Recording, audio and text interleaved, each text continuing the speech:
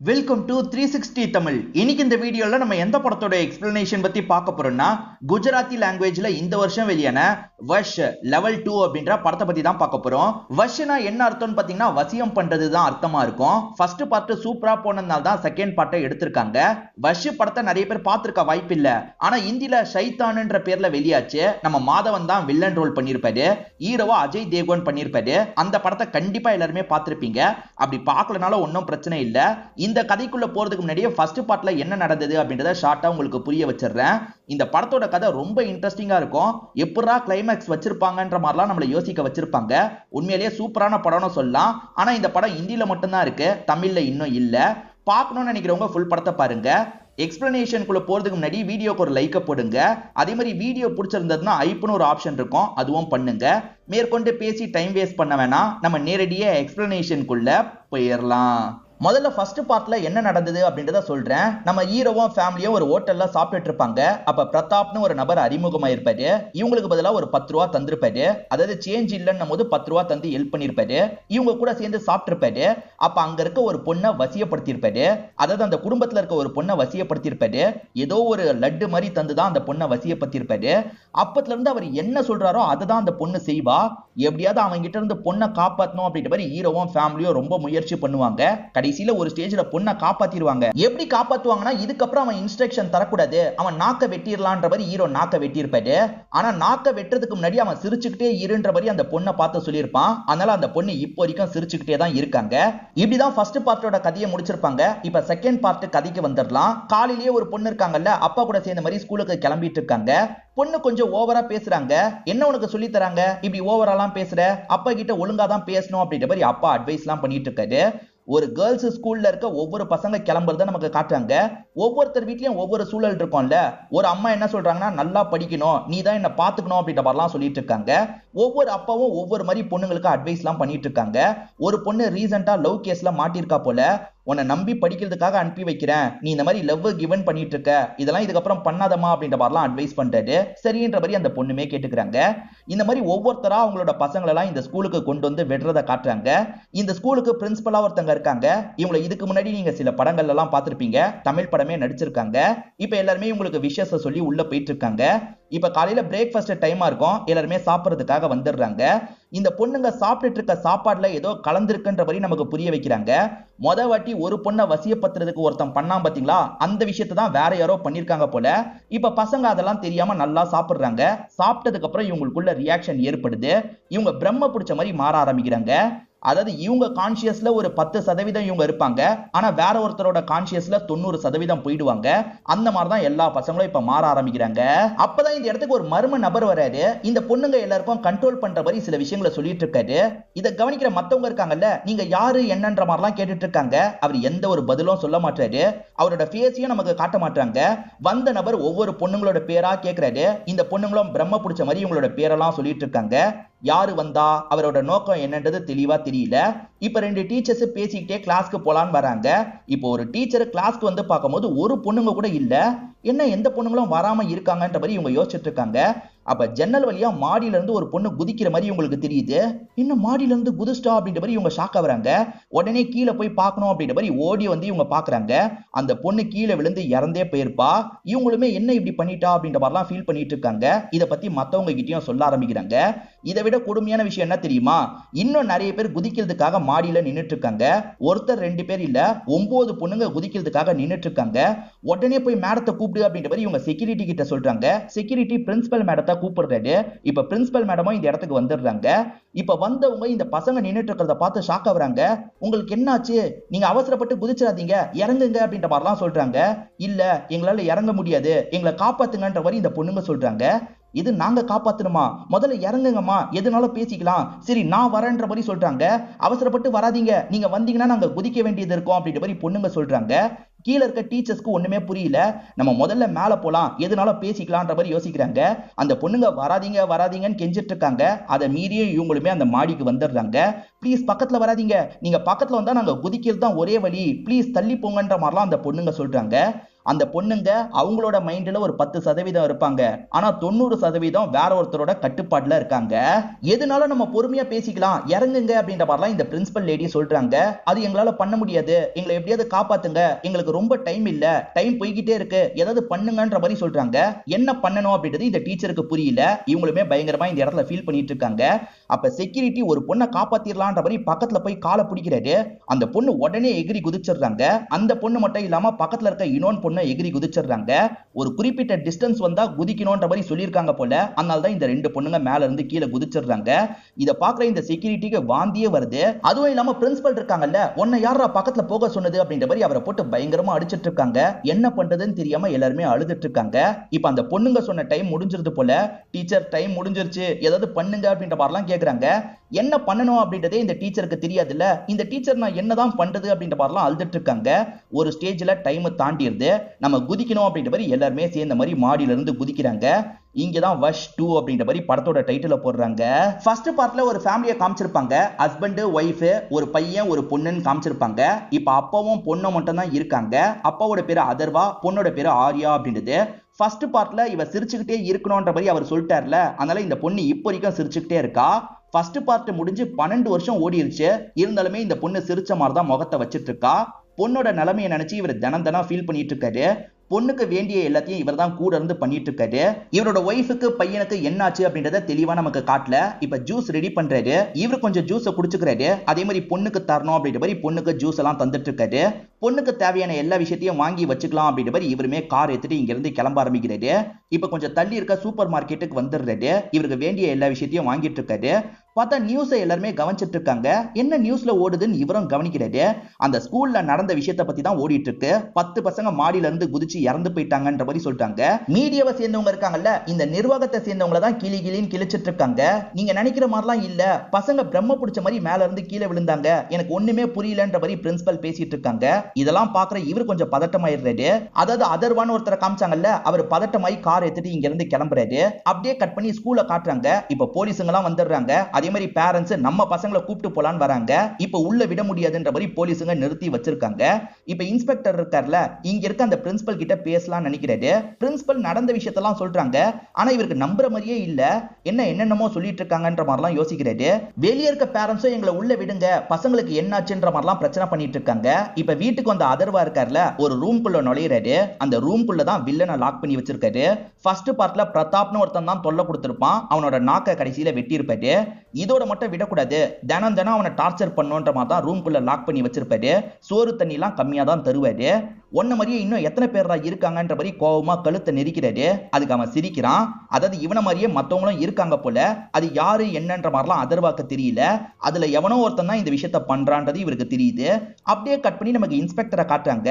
Inspector ஒரு பொண்ணு கிட்ட சில கேள்வி எல்லாம் கேட்டுட்டு இருக்காரு. எப்படியாவது என்ன நடந்தது அப்படின்றத தெரிஞ்சுக்கணும்னு நினைக்கிறாரு.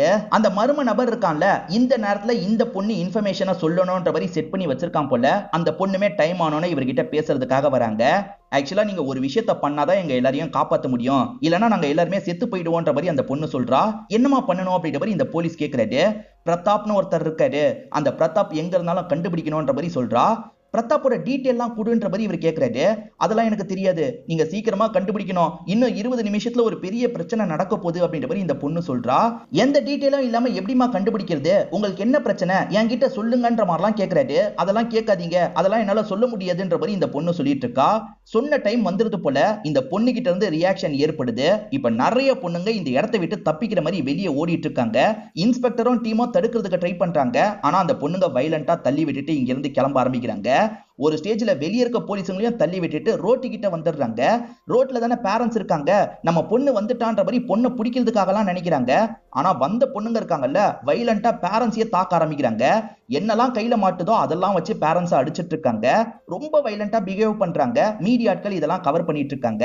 இப்ப பசங்க இருக்காங்கல்ல, பேரண்ட்ஸ் எல்லாம் தாண்டியும் ஓடிட்டு இருக்காங்க. குறுக்க கார்ல யாராவது வந்தாங்கன்னு வச்சுக்கோங்களேன், அவங்கள போட்டு அடிச்சிட்டு இருக்காங்க. அதே மாதிரி வண்டி ஏதாவது போச்சுன்னா அதை ஆக்சிடென்ட் பண்றாங்க. இந்த மாதிரி தான் பண்ணிட்டு இருக்காங்க. சோ டீச்சர் சொன்னது உண்மைதான் அப்படின்றது இப்பதான் போலீஸ்க்கு புரியுது. எல்லா இடத்துலயும் பசங்களை கண்ட்ரோல் பண்ணுங்க அப்படின்ற மாதிரிலாம் சொல்றாரு. இப்போ ஒரு பொண்ணு இருக்காங்க பாத்தீங்களா, பெட்ரோல் பங்குக்கு வந்துடுறாங்க. அந்த பெட்ரோல் பங்கே வெடிக்கலாம் வச்சிட்டு இருக்காங்க. இன்னும் மத்த பொண்ணுங்க என்ன பண்றாங்கன்னா காருங்களெல்லாம் ஆக்சிடென்ட் ஆக வச்சிட்டு இருக்காங்க. இந்த மாதிரி ஊருக்குள்ள பயங்கர அட்டகாசம் பண்ணிட்டு இருக்காங்க. அந்த பொண்ணுங்களா சேர்ந்த மாதிரி சிட்டியே நாசம் பண்ணிட்டு இருக்காங்க பாத்தீங்களா. இத பத்தி நியூஸ் சேனல் ஆளுங்க நியூஸா கவர் பண்ணி சொல்லிட்டு இருக்காங்க. இது எல்லாத்தையுமே வீட்ல இருந்து அதர்வா கவனிச்சிட்டு இருக்காரு. நம்ம ஏதாவது பண்ணணும் அப்படின்ற மாதிரிலாம் யோசிக்கிறாரு. இப்ப அதர்வா சில பொருள்லாம் ஆர்டர் பண்றாரு போல. ஆளுங்கெல்லாம் கொண்டு வந்து இறக்கிட்டு இருக்காங்க. இவர் என்ன ஆர்டர் பண்ணாரு அப்படின்றத தெளிவா நமக்கு காட்டல. இதை தாண்டி நியூஸ்ல சொல்லும் போது பிரதாப்னு ஒருத்தனை கண்டுபிடிக்கணும்ன்ற மாதிரி ஒரு பொண்ணு சொல்லியிருக்கா. இதுதான் இப்போதைக்கு போலீஸ்க்கு தெரிய வந்திருக்கு அப்படின்ற மாதிரி சொல்றாரு. இதை கேட்கிற இந்த அதர்வா ஷாக் ஆயிடுறாரு. அப்ப பிரதாப்புக்காக தான் இது எல்லாமே நடந்துட்டு இருக்கு. இந்த பிரதாப்புக்கு வேண்டிய யாரோ தான் பண்ணிட்டு இருக்காங்க அப்படின்றத தெளிவா புரிஞ்சுக்கிறாரு. இவர் தினமும் அவனை டார்ச்சர் பண்ணுவாரு. அந்த மாதிரி அவனை டார்ச்சர் பண்றாரு. அவன்கிட்ட இருந்து உண்மையை வாங்கலான்னு பார்த்தா அவன் நாக்க தான் இவர் கட் பண்ணிட்டார்ல. அவன் பேசுறது ஒண்ணுமே இவருக்கு புரிய மாட்டேங்குது. வேற வழியே இல்ல, நம்ம போலீஸை பார்க்கலான்ற மாதிரி இங்க இருந்து கிளம்ப ஆரம்பிக்கிறாரு. இந்த இடத்துல இருட்டவே ஆரம்பிச்சிருது. பேரண்ட்ஸ் எல்லாருமே பசங்களை பார்க்கணும் அப்படின்ற மாதிரி உள்ள வந்துட்டாங்க. இங்க கொஞ்சம் பசங்க இருக்காங்கல்ல, அவங்கள பார்க்கறதுக்காக தான் பேரண்ட்ஸ் வந்திருக்காங்க. இன்னும் கொஞ்ச நேரத்துல வேற ஒண்ணு நடக்க போகுது அப்படின்ற மாதிரி அந்த பொண்ணு சொல்றா. என்னமா நடக்க போகுது சொல்லுன்ற மாதிரி இவருமே பதட்டமா கேக்குறாரு. என்ன நடக்க போகுது அப்படின்றத என்னால சொல்ல முடியாது, பிரதாப்ப சீக்கிரமா கண்டுபிடிங்கன்ற மாதிரி இந்த பொண்ணு சொல்றா. கண்டுபிடிக்கிறதுக்கான ஏற்பாடுலாம் பண்ணித்தாமா இருக்கும். என்ன நடக்க போகுதுன்னு என்கிட்ட சொல்லு, யார் உன்னை எது பண்ணாலும் நான் தடுக்கிறேன்ற மாதிரிலாம் சொல்லிட்டாரு. புரிஞ்சுக்க மாட்டீங்க, என்னால சொல்ல முடியாதுன்ற மாதிரிலாம் இந்த பொண்ணு சொல்றா. இந்த மாதிரி இவர் பேசிட்டு இருக்கும் போது அசிஸ்டன்ட் வேற டிஸ்டர்ப் பண்ணிக்கிட்டே இருக்காரு. யோ உனக்கு என்னையா வேணும்ன்ற மாதிரி இவர் கோபமா கேக்குறாரு. அசிஸ்டன்ட் ஒருத்தர் உங்களை பாக்குறதுக்கு வந்திருக்காரு, அவருக்கு பிரதாப்ப தெரியுமான்ற மாதிரி சொல்லிட்டாரு. பார்த்தா அதர்வா தான் இந்த இடத்துக்கு வந்திருக்காரு. எனக்கு அந்த பிரதாப்ப தெரியும்ன்ற மாதிரி சொல்லிட்டாரு. யாரோ உன்னை வசியம் பண்ணி கண்ட்ரோல் பண்ணிட்டு இருக்காங்க அப்படிதானே அந்த பொண்ணை பார்த்து கேட்கிறாரு. அந்த பொண்ணு ஆமான தலையை மட்டும் ஆட்டுறாங்க. என்ன நடக்குது உங்களுக்கு தெரியுமா அப்படின்ற மாதிரி போலீஸ் கேட்கிறாரு. எனக்கு தெரியும், என் ஃபேமிலி பிரதாப்னு ஒருத்தன் கிட்ட மாட்டுச்சு. அவன் கிட்ட இருந்து நான் தான் என்னோட ஃபேமிலியை கஷ்டப்பட்டு காப்பாத்தினேன். அப்படி வசியம் பண்ணவன் என்னெல்லாம் பண்ண சொல்றானோ அதெல்லாம் இந்த பொண்ணுங்க அப்படியே பண்ணுவாங்கன்ற மாதிரி சொல்லிட்டு இருக்காரு. சரி, அதுல இருந்து வெளியே வரது எப்படி அப்படின்ற மாதிரி இந்த போலீஸ் கேட்கிறாரு. வெளியே வரவே முடியாது, அவன் சொல்ற மாதிரி இவங்க கேட்டுக்கிட்டே தான் இருப்பாங்கன்ற மாதிரி சொல்றாரு. அவன் எப்படி இந்த வசியத்தெல்லாம் பண்றான் தெரிஞ்சா சொல்லுன்ற மாதிரி போலீஸ் கேட்கிறாரு. இங்க இருக்க பசங்க எல்லாம் சாப்பிட்டாங்கல்ல, அந்த சாப்பாடுல அவன் எதையாவது கலந்திருக்க வாய்ப்பு இருக்குன்ற மாதிரி சொல்றாரு. ஏன்னா பொண்ணை எப்படி வசியம் பண்ண ஆரம்பிச்சிருப்பானா, லட்டு மாதிரி தந்திருப்பான். அதை சாப்பிட்டதுக்கு அப்புறம் தான் பொண்ணு அவன் சொல்றதெல்லாம் கேட்க ஆரம்பிச்சிருப்பாங்க. அந்த மாதிரி தான் இங்க இருக்க பொண்ணுங்களை கண்ட்ரோல் பண்ணிட்டு இருக்கான் அப்படின்ற மாதிரி சொல்லிட்டாரு. எனக்கு தெரிஞ்ச அவனும் இந்த கூட்டத்துல இருக்க வாய்ப்பு இருக்குன்னு சொல்லிட்டாரு.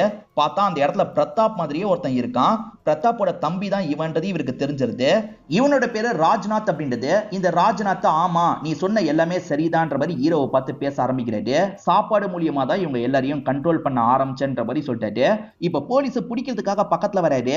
அவசரப்பட்டு என்ன பிடிக்கிறதுக்கு ட்ரை பண்ணாதீங்க, அப்படி ட்ரை பண்ணா இந்த பொண்ணுங்களே உங்க கதையை முடிச்சிருவாங்க அப்படின்ற மாதிரி சொல்லிட்டாரு. ஆமா தானேன்னு கேக்குறாரு. இந்த பொண்ணுங்க ஆமான்ற மாதிரிலாம் சொல்லிட்டு இருக்காங்க. என்னதான் இருந்தாலும் போலீஸுங்க நம்ப மாட்டாங்கல்ல, இவருக்கு பக்கத்துல வரதுக்கு ட்ரை எல்லாம் பண்ணிட்டு இருக்காங்க. இருங்க உங்களுக்கு ஒரு சாம்பிள் காட்டுறேன் அப்படின்ற மாதிரி இவருமே பக்கத்துல இருக்க பொண்ணை பார்த்த மாதிரி பேச ஆரம்பிக்கிறாரு. உன் கையை நீயே கட் பண்ணுன்ற மாதிரி சொல்லிட்டாரு. அந்த பொண்ணு சட்டுன்னு கையை கட் பண்ணிக்கிறாங்க. அந்த பொண்ணோட பேரண்ட்ஸ் பதட்டமா பக்கத்துல வராங்க. பக்கத்துல வராதீங்க, நீங்க பக்கத்துல வந்தீங்கன்னா திரும்பி திரும்பி கட் பண்ணுவான்ற மாதிரி இவர் சொல்லிட்டாரு. உன் பேரண்ட்ஸ் பக்கத்துல வந்தா கையை திரும்ப திரும்ப கட் பண்ணுன்னு அந்த பொண்ணுகிட்டயும் சொல்லிட்டாரு. அவங்க பக்கத்துல வர வர அந்த பொண்ணு கட் பண்ணிக்கிட்டே இருக்கா.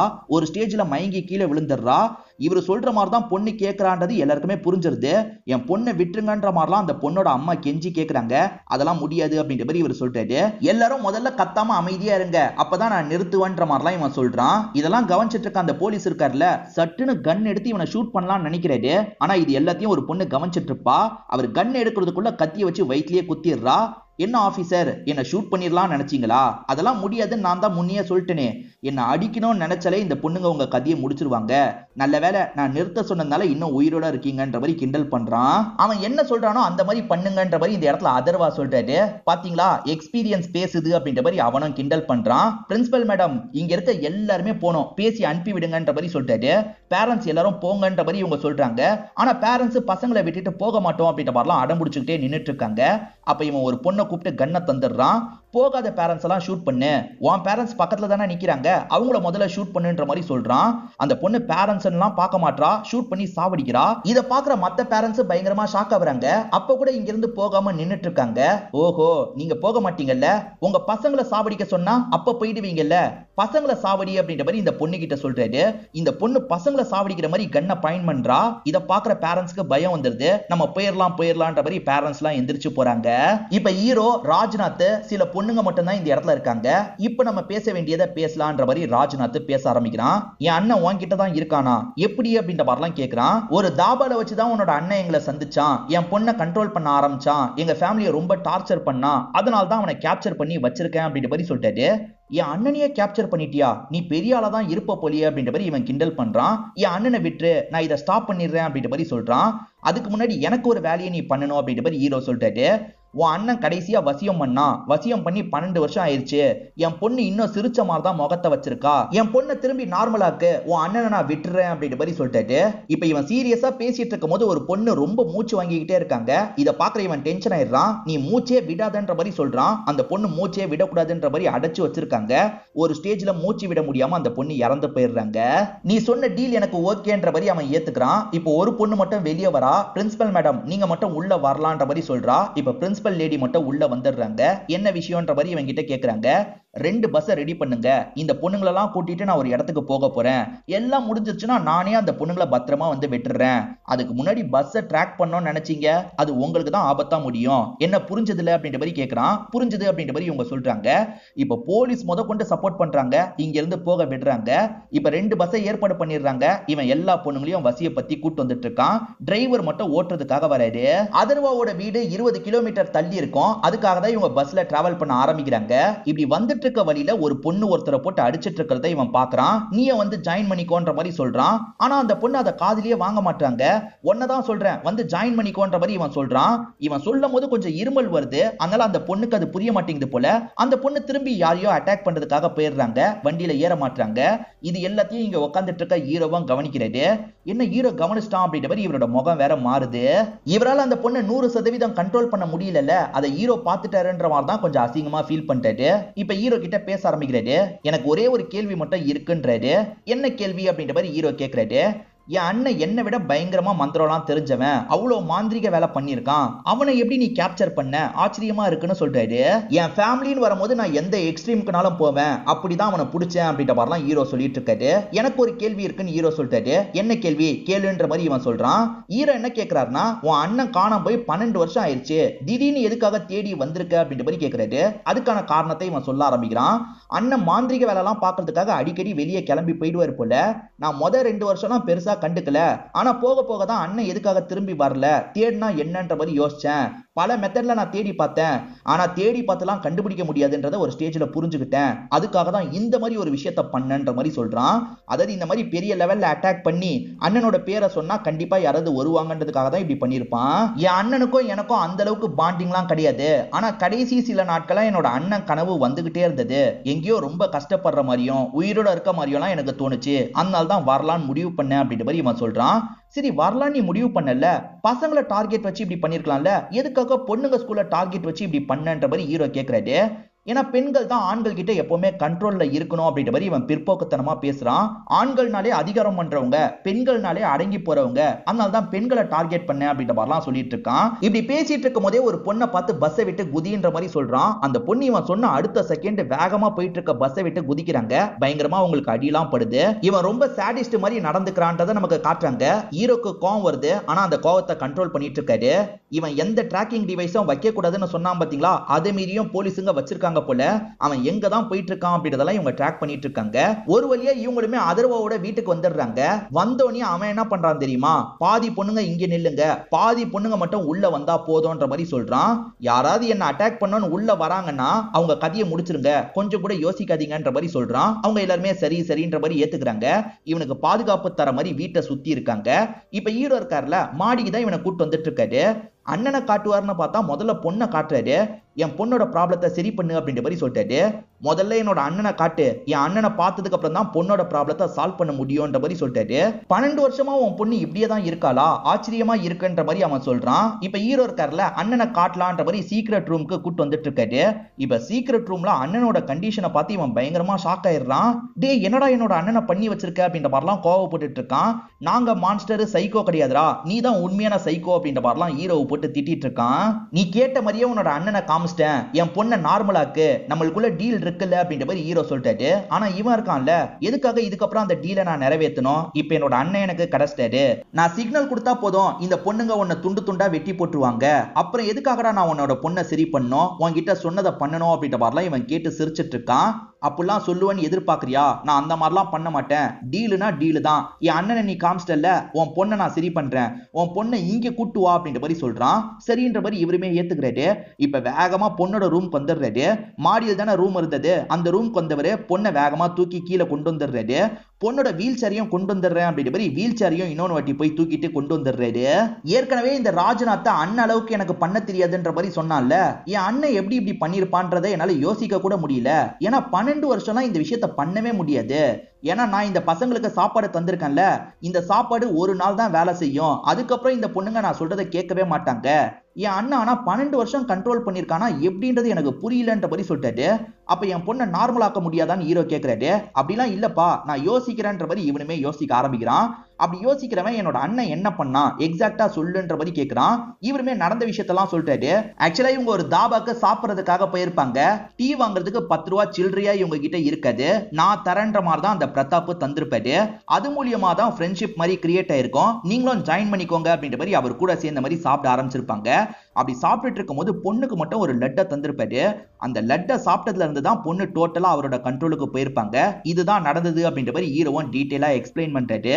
ஓஹோ, இதுதான் விஷயமா, அப்ப என்னோட அண்ணன் லட்டு மூலியமா கண்ட்ரோல் பண்ணல, உனக்கு காசு தந்தார்ல, அது மூலியமா தான் கண்ட்ரோல் பண்ண ஆரம்பிச்சிருக்காரு, அந்த காசை நீ திரும்பி தந்தா போதும்ன்ற மாதிரி சொல்லிட்டாரு. அவ்வளவுதானா அப்படின்ற மாதிரி ஹீரோ கேட்கிறாரு. அவ்வளவுதான், அது தெரியாம தான் 12 வருஷத்தை வேஸ்ட் பண்ணிருக்க அப்படின்ற மாதிரி அவன் சொல்றான். இப்ப ஹீரோவும் 500 ரூபாயா தரலாமான்னு கேட்கிறாரு. 500 ரூபாலாம் தரக்கூடாது, நீ வாங்கின மாதிரி 10 ரூபா மட்டும் தான்ற மாதிரி சொல்றான். இவருமே 10 ரூபாய சட்டு நீ எங்க போய் தேர்றதுன்னு யோசிக்கிறாரு. வீட்டுல ஒரு உண்டியல் இருக்கும், அந்த உண்டியலை ஓபன் பண்றாரு. 10 ரூபா இருக்கு. வேகமா அந்த 10 ரூபாயை எடுத்துட்டு வந்துடுறாரு. என் அண்ணன் கையில தா, என் அண்ணனுக்கு சுயநினைவு இருக்கணும், வாங்கினதா கணக்காகணும், அப்பதான் இது கேன்சல் ஆகும்ன்ற மாதிரி சொல்றான். இப்ப ஹீரோ இருக்கார்ல, அந்த பிரதாப்பை நிமித்தி உட்கார வைக்கிறாரு. அவன் வாயை கூட இவர் லாக் பண்ணி வச்சிருக்காரு. காரணம் என்னன்னா அவனோட நாக்கை இவர் வெட்டி இருக்காரு. அது தம்பிக்கு தெரிஞ்சா கோவப்படுவான்ல, அதுக்காக தான் மறைக்கிறதுக்காக இப்படி லாக் பண்ணி வச்சிருக்காரு. பிரதாப் என்ன பாருன்ற மாதிரிலாம் கொஞ்சம் ஆக்டிவ் ஆக்குறாரு. நீ எனக்கு ஒரு 10 ரூபா தந்தல, அந்த 10 ரூபாயை உனக்கு திரும்பி தரேன்ற மாதிரி கையில தரதுக்காக போறாரு. அப்படி வாங்கிட்டா இது கேன்சல் ஆயிடும்ன்றதுக்காக அவன் வாங்க மாட்டேன்னு சொல்றான். அதை மீறியும் புடின்ற மாதிரி இவரும் கையில தந்துடுறாரு. இப்ப பொண்ணு கிட்ட வந்துடுறாரு. ஆனா பொண்ணு இன்னமும் சிரிச்ச மாதிரி தான் இருக்காங்க. என்ன இன்னமும் சிரிச்ச மாதிரி தான் இருக்கான்ற மாதிரி வில்லனை பாக்குறாரு. 1 வருஷமா 2 வருஷமா 12 வருஷம் இதே மாதிரி இருக்கால, அவன் நார்மல் நிலைமைக்கு வரதுக்கு கொஞ்சம் லேட் ஆகும், நீ தான் பேசி வர வைக்கணும் அப்படின்ற மாதிரிலாம் அவன் சொல்லிட்டு இருக்கான். இவருமே பொண்ணு கிட்ட ரொம்ப ஃபீலிங்கா பேசுறாரு. திரும்பி முன்ன மாதிரி மாறுமா, ப்ளீஸ்மா அப்படின்ற மாதிரிலாம் அழுதுகிட்டே பேசிட்டு இருக்காரு. ஒரு ஸ்டேஜ்ல பொண்ணோட கண்ணுல இருந்து கண்ணீர் வருது. இப்ப பொண்ணோட ரியாக்ஷன் கொஞ்சம் சேஞ்ச் ஆகுறதை இவர் கவனிக்கிறாரு. பொண்ணு நார்மல் நிலைமைக்கு வந்துட்டாங்கன்னு தெரிஞ்சனே இவர் சந்தோஷப்படுறாரு. நார்மல் நிலைமைக்கு வந்ததுக்கு அப்புறம் தான் பொண்ணு நடந்த விஷயத்தெல்லாம் யோசிச்சு பார்த்து பயங்கரமா ஃபீல் பண்ணிட்டு இருக்காங்க. அதுக்கெல்லாம் காரணம் பிரதாப் தான் அப்படின்றது இவங்களுக்கும் தெரியும்ல. பிரதாப்பை பார்த்து கோவப்பட்டு இருக்காங்க, அடிக்கிற மாதிரிலாம் பக்கத்துல போயிட்டு இருக்காங்க. ஆனா 12 வருஷமா எதுவுமே பண்ணாம இவங்களால நடக்க கூட முடியாது. அதனால இவங்களால எதுவுமே பண்ண முடியாம அழுதுட்டு இருக்காங்க. இந்த பொண்ணு அடிக்க போயிட்டு இருக்கால, அதனால அப்பா என்ன பண்றாருன்னா இந்த பொண்ணோட வீல் சேரை வெளியே தள்ளி கொண்டு வந்துடுறாரு. இப்ப அவன் இருக்கான்ல, என் அண்ணன் கிட்ட நான் பேச போறேன்ற மாதிரி உள்ள வந்துடுறான். இப்ப அண்ணன் கிட்ட பேசுறதுக்கு ட்ரை பண்ணிட்டு இருக்கான். வாயில இருக்க அந்த சங்கிலி எல்லாம் கழட்டிட்டு இருக்கான். அண்ணன் பதிலே பேச மாட்டாரு. அப்பதான் அண்ணனோட நாக்க கவனிக்கிறான். நாக்க அவன் வெட்டி இருக்கான்றது தெரிய வருது. இந்த சைடு ஹீரோ இருக்காருல, பொண்ணை சமாதான பத்திட்டு இருக்காரு. அப்படி சமாதான பத்திட்டு இருக்கவரு பொண்ணு காதுல எதையோ செட் பண்றாரு.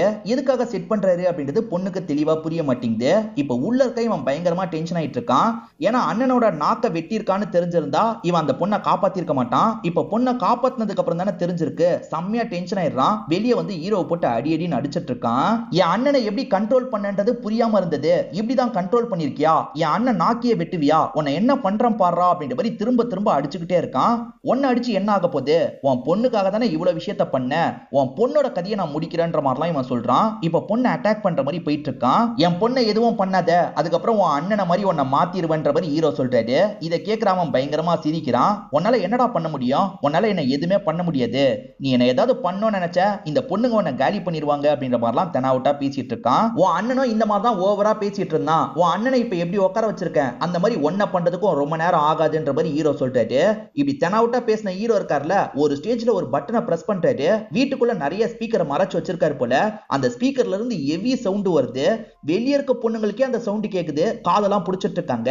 ஆனா ஹீரோவையும் ஹீரோவோட பொண்ணையும் அந்த சவுண்ட் அஃபெக்ட் பண்ண மாட்டேங்குது. ஏன்னா ஹீரோ ஏற்கனவே காதுக்குள்ள பட்ஸ் மாதிரி வச்சிருப்பாரு. பொண்ணோட காதுல ஏதோ வச்சாருன்னு சொன்ன பாத்தீங்களா, இதுதான் வச்சிருப்பாரு. அதே மாதிரி ஹீரோ ஏதோ ஆர்டர் பண்ணி வாங்கினாருன்னு சொன்ன பாத்தீங்களா, நிறைய ஸ்பீக்கர் பாக்ஸ் தான் வாங்கியிருப்பாரு. இது மூலியமா தான் இவனை கண்ட்ரோல் பண்ண முடியும்ன்றதை கெஸ் பண்ணி தான் வாங்கி வச்சிருப்பாரு. இப்ப அந்த சவுண்ட் கேட்கறதை இவனால தாங்க முடியல. இவன் காதுல கைய வச்சிட்டு இருக்கான். சரியா இன்ஸ்ட்ரக்ஷனும் இவனால தர முடியல. இதான் கேப்ன்ற மாதிரி ஹீரோ அவன் மண்டையிலேயே ஒரு பொருளை வச்சு அடிக்கிறாரு. அவன் மயங்கின மாதிரி கீழே விழுந்துடுறான். இப்ப அவன் கண் முழிச்சு பாக்குறான். அண்ணன் எந்த ரூம்ல லாக் செய்யப்பட்டிருக்காரோ அதே ரூம்ல தான் இவனும் லாக் செய்யப்பட்டிருக்கான். மாட்னியான்ற மாதிரி ஹீரோ கிண்டல் பண்றாரு. இப்ப வான் நாக்கியும் வெட்டுறன்ற மாதிரி நாக்க வெட்டிடுறாரு. விடிஞ்சதுக்கு அப்புறம் இந்த இடத்துக்கு போலீஸுங்க எல்லாம் வந்துடுறாங்க. அந்த இன்ஸ்பெக்டர் தப்பிச்சிருப்பாரு. அதாவது வயித்துல கத்தி குத்து வாங்கினார்ல, அவர் தப்பிச்சிருப்பாரு. பக்கத்துல அந்த பிரின்சிபல் லேடியும் உட்காந்துட்டு இருக்காங்க. என்ன நடந்தது அப்படின்ற மாதிரி இவர்கிட்ட கேக்குறாங்க. இவருமே நடந்த எல்லா விஷயத்தையும் எக்ஸ்பிளைன் பண்ணிட்டு இருக்காரு. அந்த பிரதாப் பொண்ணுக்கு வசிய மாதிரி பண்ணிட்டான்ல, பொண்ணோட நிலைமையை பார்த்து கஷ்டப்பட்டு தான் அம்மா இறந்து போயிருப்பாங்க.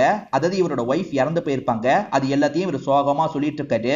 அதனால தான் அவனை தினம் தினம் டார்ச்சர் பண்ணுன்றதுக்காக 12 வருஷமா டார்ச்சர் பண்ணிட்டு இருக்கேன். என் பொண்ணு அப்படி பார்க்கும் போதெல்லாம் அவன் மேல எனக்கு கோவம் வரும். நான் டார்ச்சர் பண்ணுவேன். இப்ப அவனோட தம்பி என்கிட்ட மாட்டிருக்கான். இவனுங்கள மாதிரி ஆளுங்களெல்லாம் தினம் தினம் சித்திரவதை பத்தணும். நானே இவனுங்க 2 பேரையும் பாத்துக்கிறேன். தயவு செஞ்சு என்கிட்ட இருந்து கூட்டு போனோம்னு நினைக்காதீங்க அப்படின்ற மாதிரிலாம் இவர் பேசிட்டு இருக்காரு. போலீஸுமே ஏத்துக்கிறாரு. இப்ப அந்த தம்பி நாக்கு வெட்டப்பட்டதுனால துடிச்சிட்டு இருக்கான். அவன் கத்துற சவுண்டு வெளியே இருக்கவங்களுக்கு கேக்குது. அந்த போலீஸ் இருக்கார்ல, நீங்களே அண்ணனையும் தம்பியும் பாத்துக்கோங்கன்னு விட்டுட்டு போயிட்டாரு போல. இப்ப பொண்ணு கூட டைம் ஸ்பெண்ட் பண்றதுக்காக இவரும் மாடிக்கு வந்துடுறாரு. பொண்ணுக்காக ஜூஸை வச்சிருக்காரு. இப்ப பொண்ணுமே அந்த ஜூஸை எடுத்து குடிக்கிறாங்க. பொண்ணு கொஞ்சம் நார்மலா மாறிட்டு இருக்காங்கல்ல, இதை பாக்குற இவர் சந்தோஷப்படுறாரு. இதோடயே இந்த படத்தோட கதையை முடிச்சிடுறாங்க. கண்டிப்பா இந்த படம் உங்க எல்லாருக்குமே பிடிச்சிருக்கும்னு நம்புறேன். இந்த வீடியோ உங்களுக்கு பிடிச்சிருந்ததுன்னா லைக் பண்ணுங்க, கமெண்ட் பண்ணுங்க, மறக்காம 360 தமிழ் சேனலை சப்ஸ்கிரைப் பண்ணுங்க. தொடர்ச்சியா இந்த மாதிரி வீடியோக்கள் வந்துகிட்டே தான் இருக்கும்.